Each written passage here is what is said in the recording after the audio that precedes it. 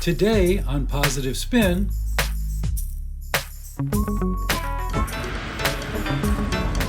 this is actually breathtaking. I've never experienced anything like this in my life. The dedication of these people to their religion, to Buddhism, is just beyond parallel. So there's a lot of desperation. Many people are trying to flee. If they're not already here, they're trying to find a way to get here. And what I try to do is just tell them the reality of that there's a legal process behind it, that once you get released, you have to go to your courts.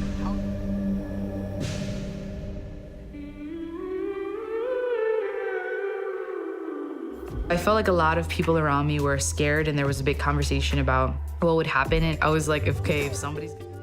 It was a pivotal moment, so Andrea worked with a statewide coalition to organize members of over 70 organizations to... Hello, my name is Barbara Galiz, and as a Latina woman, women empowerment is so important to me. Women empowerment is not about women just having a seat at the table. On today's program, we'll visit Bangkok, Thailand, a land of ancient cultures and deep spirituality. And we'll profile the 2024 Goldman Prize recipient from the United States. After that, we'll hear youth activists from the United Nations Model UN program promoting pathways to peace. Following that, we'll learn how a young immigrant rights activist is mobilizing her community. Finally, we'll witness how a TikToker's videos are helping migrants as they enter a new country. Thailand, a country of civilization that dates back from 500,000 years, marked with struggles of sovereignty and distinct trade relationships with foreign countries, can only be attributed to its freedom-loving people, the Thais, which means free.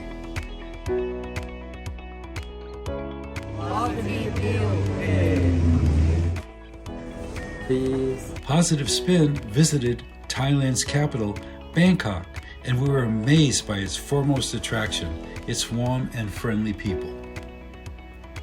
You are repeatedly greeted with Sawadika, which means hello, which after a few moments becomes so contagious that you greet back Kapunka.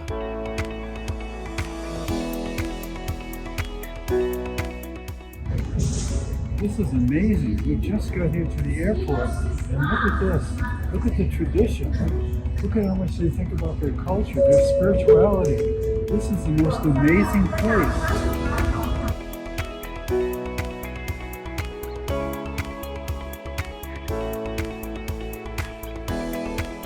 Bangkok is an experience of old and new cultures combined.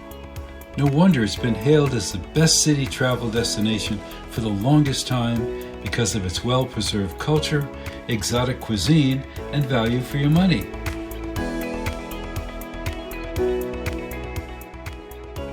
We're here at a local fruit stand. Look at all this beautiful produce. No chemicals. It's fresh from the garden. Beautiful, perfect.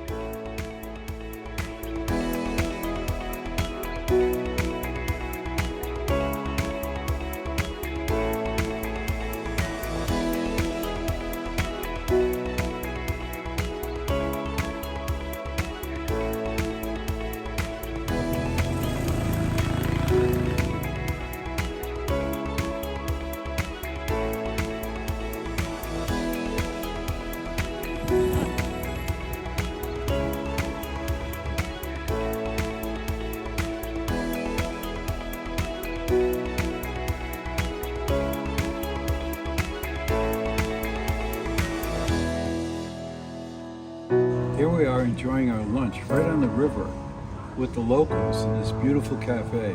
We're going to have pad thai, one of the most famous dishes of Thailand. We were privileged to visit the Temple of the Reclining Buddha, a 115-foot-long golden statue with its feet laden with 108 mother of pearl that represents the Buddha, respectively.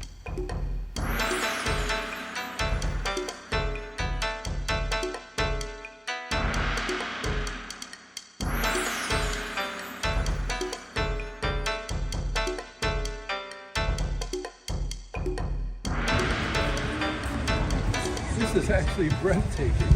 I've never experienced anything like this in my life.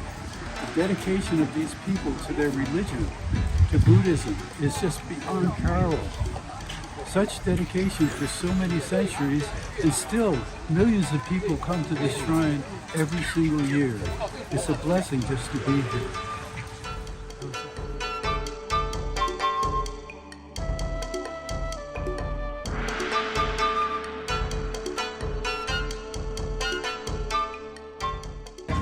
The only word that I can use to describe this place is amazing, amazing, amazing. Whether you prefer a classy restaurant meal or to go for a spin for its street food, there's something for everyone. At the end of your travel, you become a designated foodie. Bangkok also proves to be a shopping paradise with prices that would not break the bank, so to speak.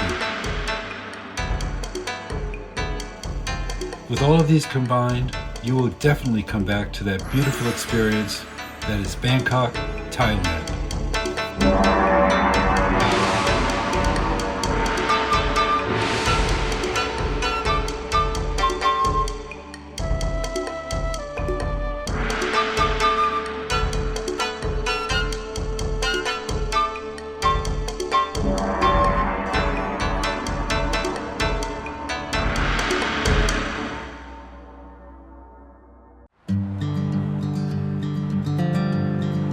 Just east of Los Angeles, Southern California's Inland Empire has long suffered from the nation's most toxic air. California is also the only U.S. state that can create its own regulations for vehicle emissions. But policies have not kept pace with the rapid expansion of the logistics industry, which involves the transportation of consumer goods. In the U.S., a staggering 40% of all shipped goods move through the Inland Empire. Because of the 1 billion square feet of warehousing, we have about 500,000 diesel trucks on our roads every single day. And then we've got 2 of the largest Class 1 railroads. We're gonna air monitor today. Oh, yeah, mine's 20 already. Witnessing the impacts on her community, 29-year-old Andrea Vidaure began fighting for change 8 years ago. This is an example of what environmental racism looks like, where all these homes have been destroyed so that a warehouse can come in. I think I got involved because I was angry. Right now, the logistics industry almost 100% runs on diesel. It causes cancer clusters in communities. It causes asthma, industrial allergies, heart issues, and lung issues. This is almost a year's worth of inhalers for my 7-year-old and my 4-year-old.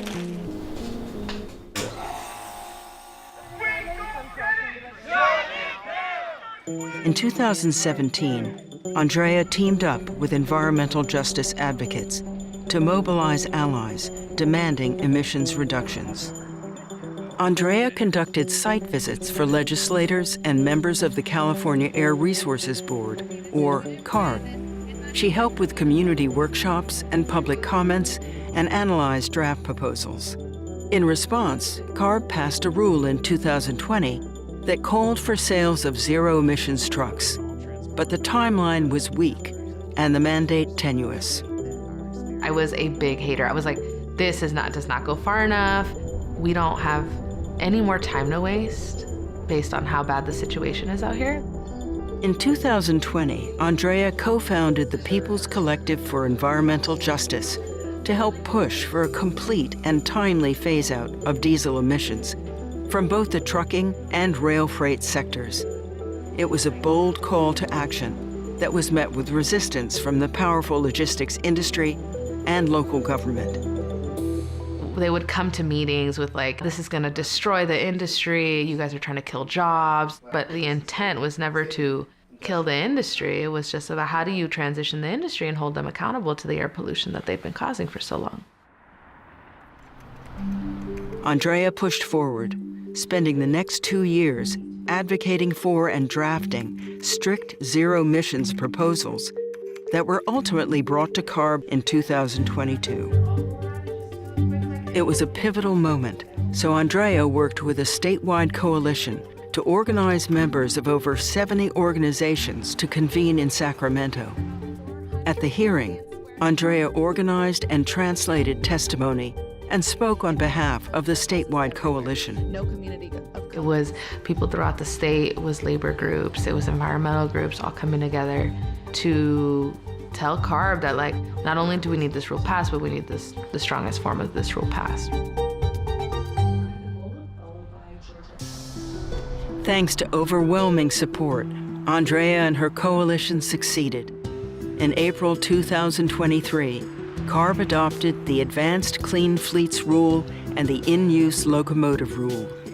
Some of California's most ambitious emissions reductions ever, the rules mandate 100% zero-emission heavy-duty truck sales in California by 2036, and increasing adoption of zero-emission locomotives starting in 2030. The impact of these rules will expand significantly as additional states adopt them. This is for all of California, this is for climate change, but this is also for communities that have been disproportionately impacted. So that is my hope, that we are living in a safer place so that nobody gets their life cut short because of where they live or what zip code they're in. For outstanding environmental achievement for North America, the 2024 Goldman Environmental Prize is awarded to Andrea Vidaurre, Inland Empire, California. Hi, my name is Juliana Burns, and when I think of peace building, I think of leaders. Leaders are meant to inspire, support, and build up your communities. Today, student voices from Red Bank Catholic, with the help of the UN NGO Pathways to Peace and the Newark School of Global Studies, will bring our voices together in these 4 key concepts.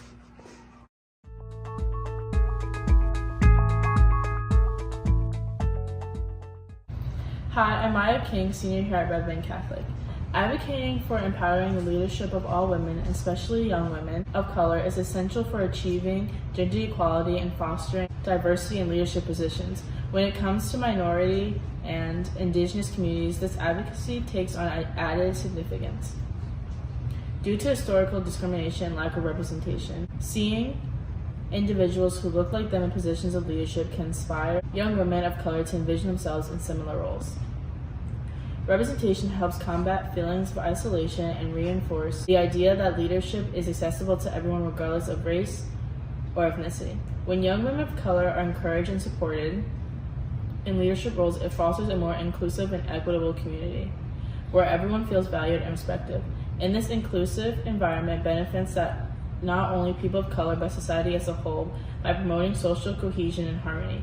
Helping to empower the leadership of young women of color is essential for achieving gender equality and creating a more inclusive and equitable society. By investing in their leadership development, addressing systemic barriers, and promoting representation and diversity in leadership positions, we can create a world where all women have the opportunity to thrive and lead. This is important to me because growing up in an African American and Hispanic household, there wasn't many women I was able to look up to that looked like me and had a major role in society. Now as an 18-year-old, I have made it my passion and my life to help younger girls of color be able to see girls like them do great things in society and to show that we can do whatever we want as long as we put time and dedication into it. Hi, I'm Jesse Bluemaker. As a minority myself, minority leadership and resilience is a very important topic for me. Leadership to me is not solely leading others, but it's also leading yourself. I am blessed to have such figureheads, or leaders if you may, in my family, such as my grandmother. She emigrated to this country from a country with political turmoil in search of a better life for herself and her 7 children. Leading herself through a plethora of cultural and linguistic barriers, her identity prevented many opportunities. More people said no to her instead of yes. However, she did not let those no's keep her down.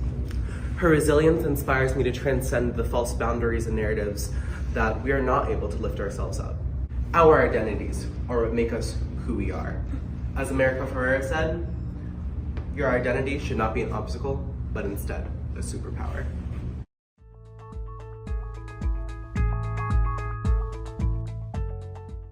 Hi, I'm Danielle Barbuti. And I'm Kayla Naughton. Human trafficking is a topic that we feel interested in because we feel it affects both our nation and our world. Human trafficking, in simple terms, is the business of stealing freedom for profit. It includes manipulation, fraud, and assault of another person who is often innocent. In order to bring people together and create peace and unity, there needs to be focus on those who are in desperate need of our attention. While many victims are young women, any person can be subject to human trafficking. Children are most vulnerable to this situation. Juveniles can be used as profit for multiple reasons, the most common being sexual exploitation. Every day, about 13 children are trafficked and forced into labor and slavery. This adds up to 300,000 kids each year.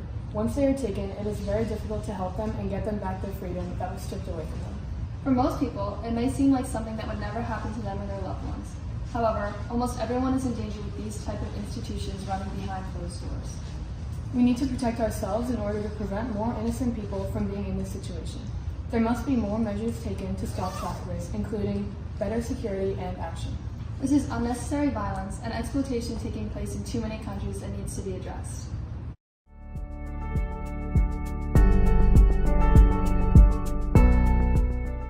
Hello, my name is Barbara Galis, and as a Latina woman, women empowerment is so important to me. Women empowerment is not about women just having a seat at the table.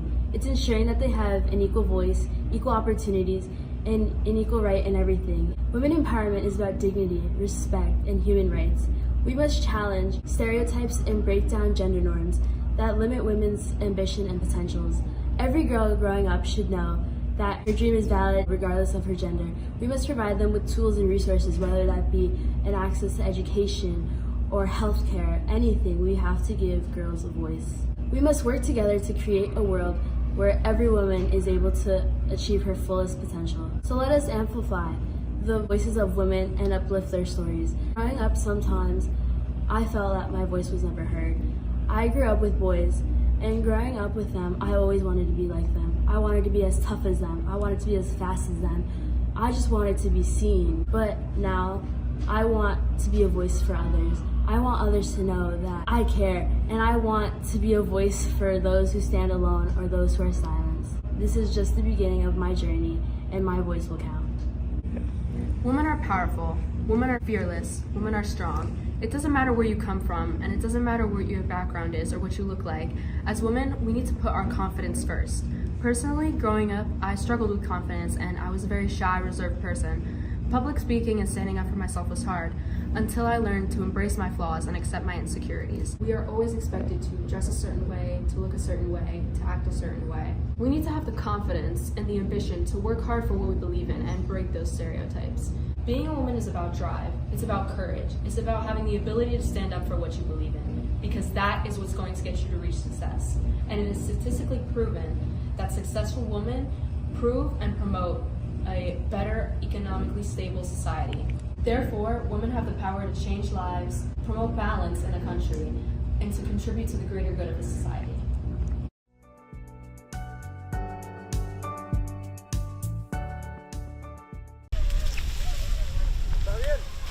Sí, bien.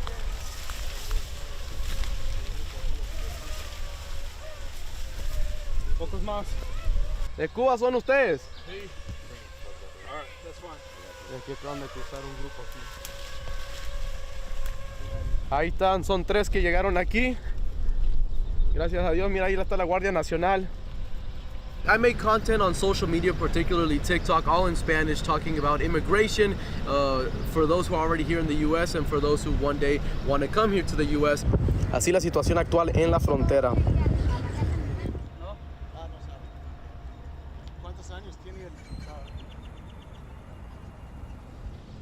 The quick format of the videos where you're able to watch a TikTok in 10 seconds and then watch another one is really convenient for immigrants, especially if you're on the move, you're going through Mexico or through Central America, you don't have access to a television. So what do? You go on your phone, you watch a 10-second, 15-second TikTok, you learn about the news, and then you keep on moving. Como pueden ver, un grupo enorme de personas, incluyendo a varios niños.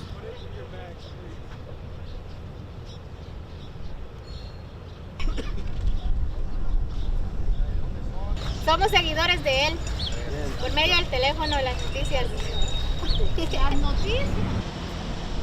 Pues él nos está informando cómo está el paso del río, cuándo crece, cuándo baja, cómo está la migra y lo que sufrimos nosotros los migrantes al cruzar.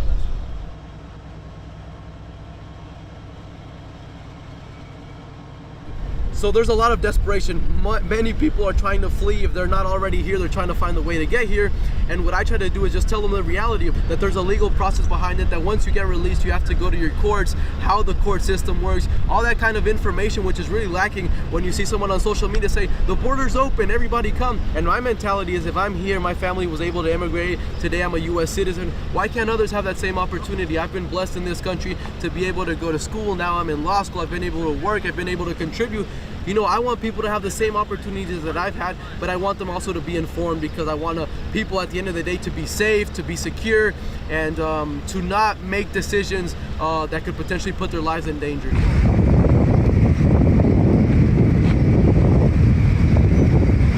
Pues ahí se van, mi gente.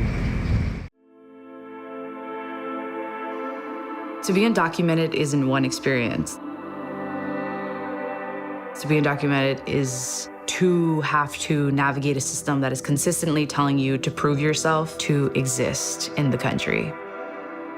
Other undocumented people would hit me up through Facebook or Instagram and just let me know they heard my story and that they resonated. So it's helped because I've been able to build solidarity and community all across the country by just sharing that. My name is Sarah Mora. I'm an immigrant rights activist, and I'm 22 years old. I was born in San Jose, Costa Rica, and when I was 3 years old, my parents immigrated to the US.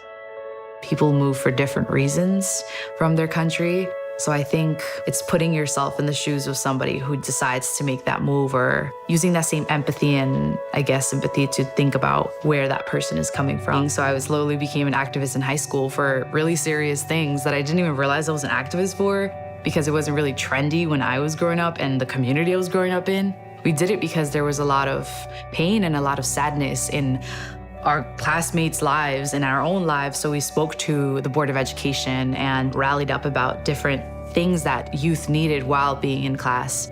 And then it led to the craziness of me being an immigrant rights activist, which I was not planning, obviously. After high school, I interviewed the president of Costa Rica. The president visited a local place in the community, and I took the chance to ask him about DACA. And the president said, I actually do not know what DACA is. And that was definitely the trigger to everything, because I went viral in Costa Rica. I realized elected officials weren't necessarily superheroes. They're human, and they also could perhaps not know about a policy.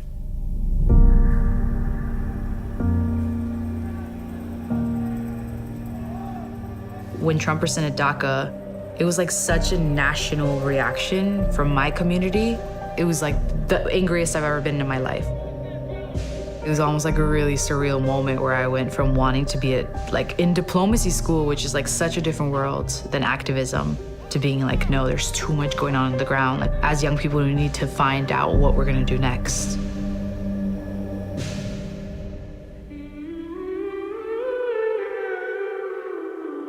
I felt like a lot of people around me were scared, and there was a big conversation about what would happen. And I was like, okay, if somebody's gonna share their story, I'm gonna support them. But then I realized, what if I share my story? And when I did, I met with the lead senator of New Jersey, which is Cory Booker. And I feel to me, it was a sign that maybe it was okay to speak, even though I also felt scared like everybody else. Sharing my story doesn't change the cause. It only educates or amplifies what I feel as an undocumented person.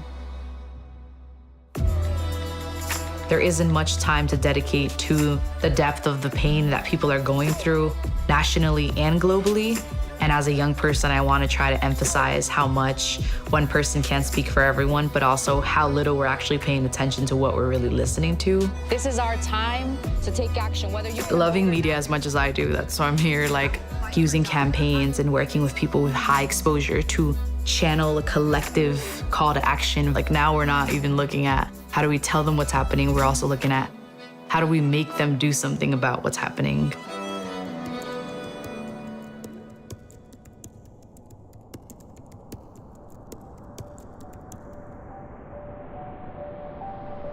I think it's super honorable to learn from spaces like Eastside Cafe and like from organizers like you guys, because it's a living example that like there is people power and there is power in like building collectives and communities and encouraging the people that are the most marginalized to find healing and to find community. When we come together, we can all work together to come up with ways of changing these things, making a difference.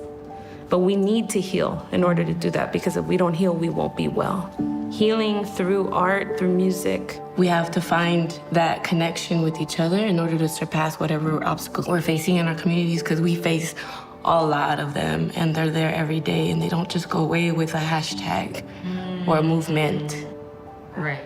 But how do I allow that to not dictate my life on an everyday basis? So I lead with love. I don't lead from hate. Important to note that there's hella talent, hella beauty, despite the pain and that circumstances we have to overcome as a community. Yeah. Everything that we do is not just for us, it's for the next 7 generations. There is so much room for young people and people directly impacted to speak out. And even if you are a young person that's not directly impacted at all, you still have a voice as a young person where you could impact others to realize they're not being sensitive to issues, and be the cause leader for that and be the one educating others as you go. I will continue to show up strongly and I guess format what is okay to say and what isn't, and kind of be a trailblazer when it comes to media and different spaces like that, so that generations to come after me won't have to fight as hard as maybe I did. Within the context of my world, telling your story and speaking out about something that you see as urgent is powerful, and that it's okay to feel fear at first, but to be brave is to speak despite of fear. So that's what I will continue to do.